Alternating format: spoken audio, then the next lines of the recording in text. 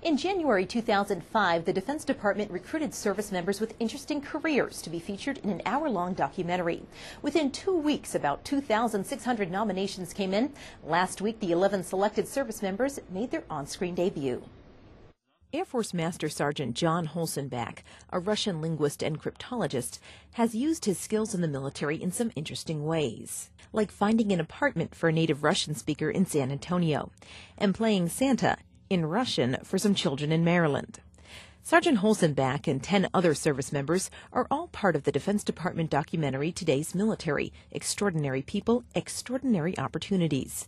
The documentary aims to shed a new light for the public on the multitude of work the military does. I hope that they understand there's more to it, the military, than just bullets, really. We do a lot more than that. Undersecretary of Defense for Personnel and Readiness, Dr. David Hsu, offered remarks before the screening of the documentary at the Pentagon. We have discovered in the Department of Defense that many Americans possess only a fragmented understanding of the military culture and the opportunities of the military. Often that understanding is based on misconceptions and popular stereotypes. The strategy behind this film is to correct those misconceptions and to speak to all of America, and especially the Americans who advise our young people on military service, about what military life is all about. The documentary, which will debut nationally, as well as in a shortened form on some airline flights, follows these 11 service members as they go about their daily work. What's so special about their jobs? Well, they range from Hollywood liaison to pararescuemen. The DoD selected these individuals not just because of their professions, but because of the people behind the job.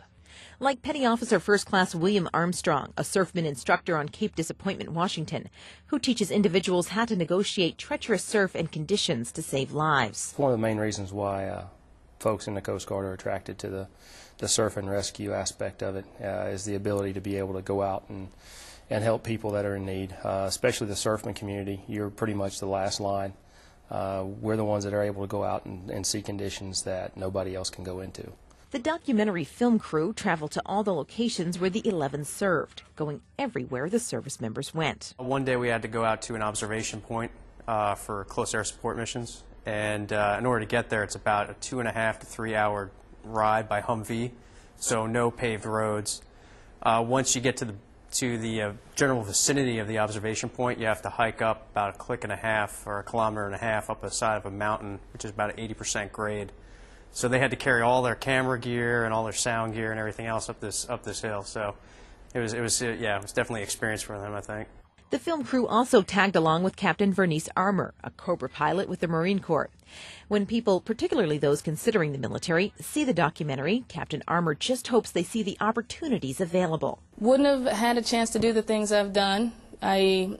be a Cobra pilot, be a Marine officer, a leader of Marines, the finest organization out there, and serve my country and go to Iraq twice. And like I said, be there for those guys on the ground, those Marines that are really, literally in the trenches.